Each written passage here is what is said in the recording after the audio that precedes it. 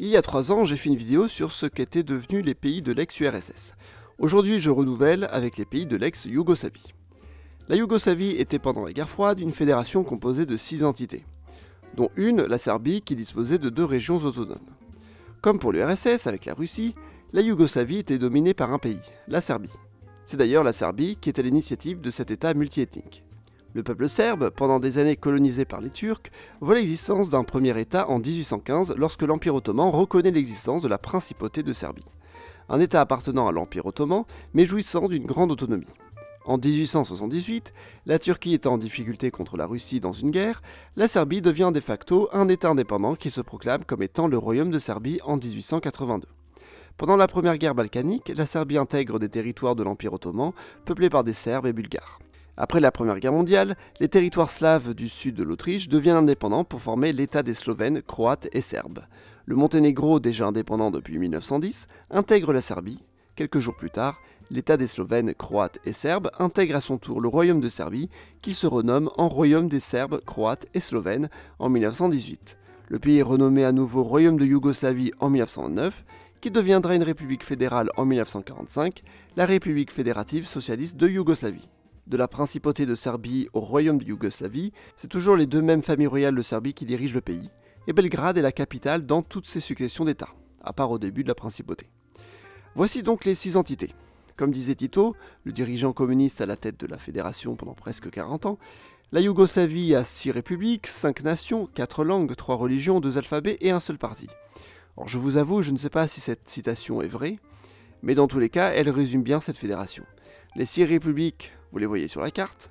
Quand il parle de 5 nations, on considère que chaque république correspond à une nation, sauf pour les Serbes et les Monténégrins qui sont considérés comme une unique nation, auquel on ajoute les Bosniaques, le reste de la Bosnie étant croate. Les Macédoniens forment une nation à part, la 5e nation serait le Kosovo.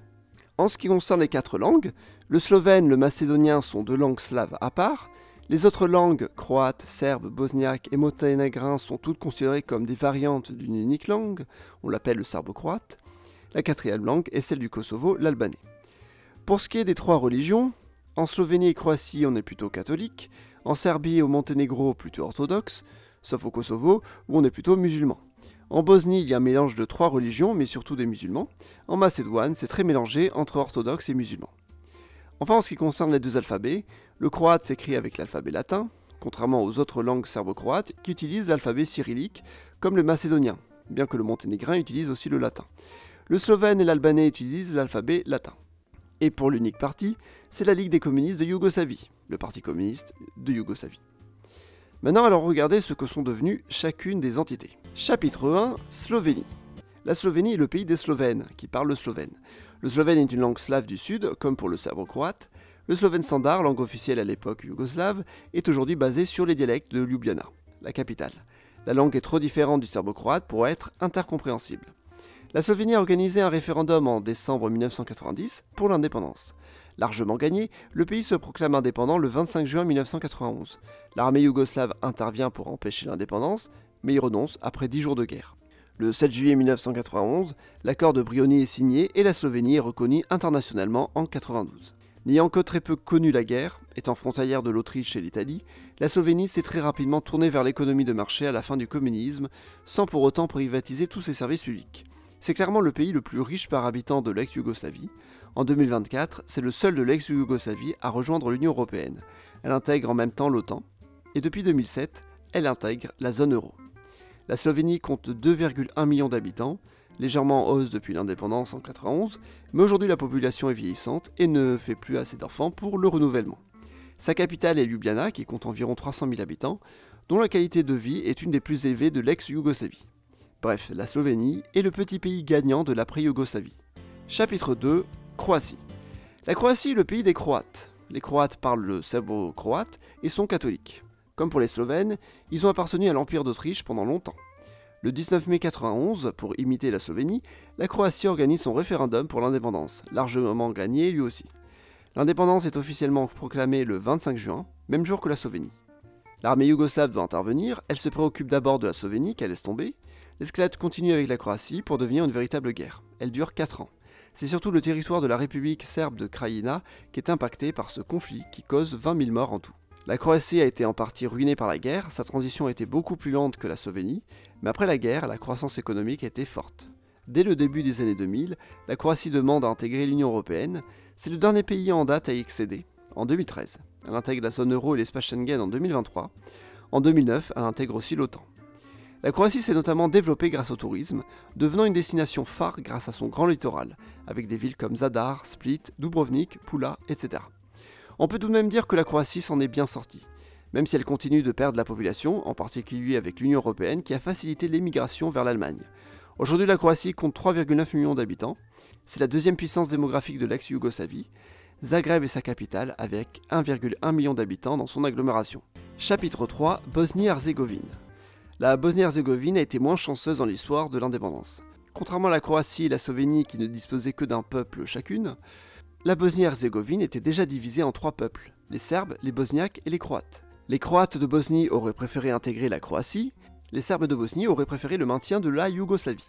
Le 29 février 1992, la Bosnie organise un référendum. Le référendum est largement gagné, mais boycotté par les Serbes de Bosnie.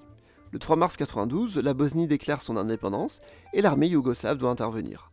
Parallèlement, les Serbes de Bosnie proclament leur propre république, alliée de la Yougoslavie, la République serbe de Bosnie. C'est le début d'une grande guerre, la plus meurtrière de toutes. La guerre de Bosnie-Herzégovine dure de 92 à 95, pendant presque 4 ans. Elle cause la mort de 100 000 personnes. Finalement, la Bosnie-Herzégovine est reconnue comme un État indépendant avec le même territoire.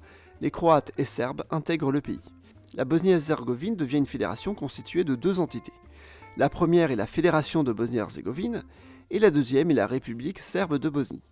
La Fédération de Bosnie-Herzégovine est divisée en 10 cantons, dont certains sont majoritairement peuplés par des Croates, les autres sont surtout bosniaques. Bosnie et Herzégovine sont des noms régionaux culturels. L'Herzégovine correspond à l'extrême sud, la Bosnie étant le reste. Mais ces 2 régions culturelles sont à cheval sur les 2 entités et mélangent chacune les 3 peuples. Le pays ne s'est pas encore pleinement remis de la guerre. C'est le plus pauvre des 6 entités de la Yougoslavie. Le pays ne dispose pas de sa propre monnaie et utilise le marque convertible de Bosnie-Herzégovine, une monnaie créée par l'Allemagne basée sur le marque allemand à l'époque, aujourd'hui basée sur l'euro. En 2016, la Bosnie s'est portée candidate pour l'Union Européenne. Sa candidature est officiellement reconnue en 2022. En 2010, la Bosnie a aussi postulé pour intégrer l'OTAN. Aujourd'hui, le pays compte 3,8 millions d'habitants, juste un peu moins que la Croatie. Avant la guerre, il y avait 4,4 millions d'habitants. Aujourd'hui, contrairement à l'époque yougoslave, il n'y a plus de statistiques ethniques, mais on estime que les Bosniaques représentent un peu plus de la moitié de la population et les Serbes un tiers, les Croates formant le reste. Sarajevo, la capitale, compte 400 000 habitants environ. Ayant accueilli les Jeux Olympiques hivernaux en 1984, c'est l'unique ville olympique de l'ex-Yougoslavie. Chapitre 4, Macédoine. La Macédoine réalise un référendum en septembre 1991 pour ensuite proclamer son indépendance. L'armée yougoslave ne se préoccupera que peu du territoire, considéré comme très secondaire face à la Croatie et la Bosnie. Il n'y aura donc pas de guerre en Macédoine. En Macédoine, certains territoires sont majoritairement peuplés d'Albanais.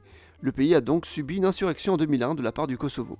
L'OTAN est intervenue pour freiner ce conflit qui a duré quelques mois. Mais c'est quoi la Macédoine au juste ? Le peuple macédonien est une construction récente. Le territoire correspond à des territoires peuplés par des Bulgares que la Serbie a annexés durant les guerres balkaniques. Ce peuple bulgare local a été appelé macédonien. À son indépendance, la Macédoine a voulu s'appeler ainsi et même se considérer comme héritière de l'empire macédonien d'Alexandre le Grand. Mais la Grèce n'a pas trop aimé qu'un pays indépendant s'approprie un nom qui n'a aucun lien avec sa culture. En effet, Alexandre le Grand était macédonien, et les Macédoniens sont des Grecs, alors que la Macédoine actuelle est un pays de Slaves. Rien à voir. À l'indépendance, le pays va mal économiquement. Son industrie a été développée artificiellement pendant le communisme. Avant, c'était un pays très pauvre. Vu que la Grèce n'aime pas son nom, elle subit un blocus de sa part. En 2004, la Macédoine fait une demande pour intégrer l'Union Européenne. C'est une candidate officielle en 2005. Mais la Grèce ne veut pas d'avancement tant qu'elle ne retrouve pas un vrai nom.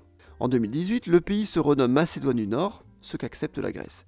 Elle renonce aussi à appeler son aéroport Alexandre le Grand. Les négociations avec l'Union Européenne peuvent continuer. En 2020, la Macédoine du Nord intègre l'OTAN. Aujourd'hui, on estime qu'un quart de la population du pays est albanaise, le reste étant des Macédoniens, soit un peuple apparenté aux Bulgares. Le pays compte 1,8 million d'habitants. Chapitre 5, Monténégro. Le Monténégro est pendant longtemps le pays le plus proche des Serbes, mais moins de la moitié de la population est ethniquement monténégrine. Les Serbes forment presque un tiers de la population. En 1991, quand les autres entités désirent leur indépendance, le Monténégro est géré par un gouvernement pro-serbe. Il n'y a donc pas de désir d'indépendance. En 1992, le Monténégro décide d'intégrer la nouvelle fédération de Yougoslavie, qui renonce au communisme. La Serbie est très contente, car ça lui permet d'avoir un accès à la mer. Mais les tensions montent très rapidement dans les années 90. En 1996, le Monténégro renonce à utiliser la monnaie yougoslave pour se comporter de manière indépendante. C'est le mark allemand qui est utilisé à la place. Le pays n'a donc pas de monnaie. Il utilisera l'euro en remplacement du mark allemand, et l'utilise encore aujourd'hui. Il n'a donc pas sa propre monnaie.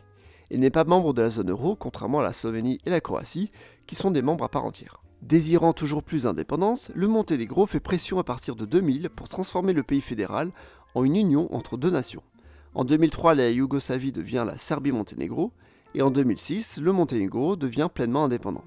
L'Union européenne reconnaît immédiatement son indépendance. Depuis 2010, le pays est un candidat officiel pour cette union. En 2017, il rejoint l'OTAN. Aujourd'hui, le Monténégro se cherche économiquement, il mise sur le tourisme grâce à son beau littoral, privilégiant le tourisme de luxe. Le pays compte environ 600 000 habitants, le plus petit de la Yougoslavie. Même le Kosovo, qui appartenait à la Serbie, avait plus d'habitants.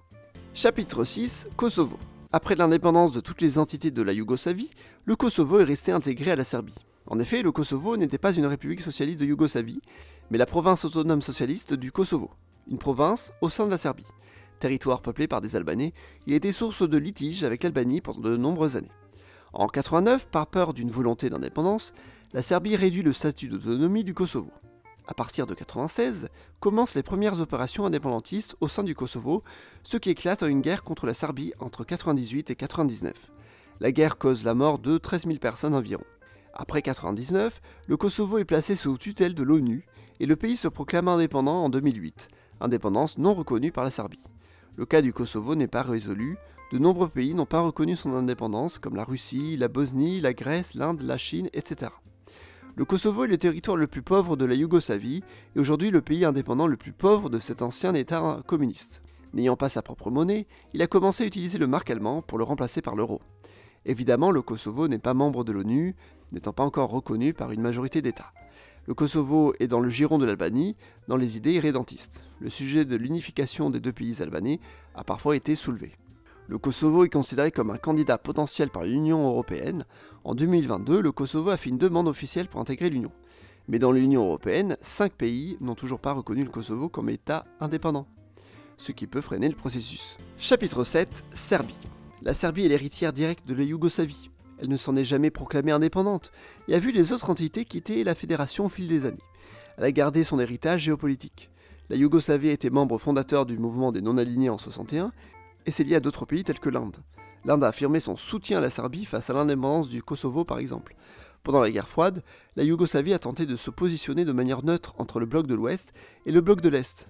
La Serbie a totalement perdu cette image neutre en s'engageant dans de nombreuses guerres dans les Balkans pour sauver ses territoires. En 2019, la Serbie s'est déclarée neutre militairement. Mais elle est présente sur deux terrains, à la fois s'approchant de l'Union européenne d'un côté, et à la fois tentant de garder son amitié fraternelle avec la Russie. En 2009, la Serbie a fait sa demande officielle pour intégrer l'Union européenne. Ce statut de candidat fut officialisé en 2012.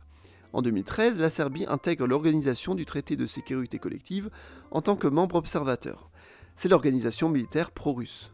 Lors de l'invasion russe de l'Ukraine, la Serbie ne prend pas position, ce qui peut être un problème dans sa volonté d'intégrer l'Union européenne.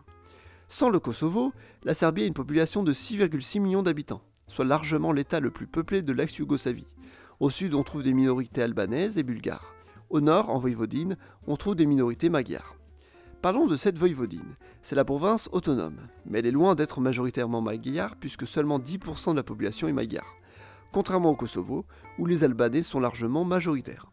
Voilà pourquoi il n'y a pas de revendication indépendantiste en Voïvodine, unique territoire qui ne s'est pas proclamé indépendant de la Yougoslavie. Conclusion. Aujourd'hui, l'ex-Yougoslavie forme 7 pays, dont un qui n'est pas reconnu internationalement.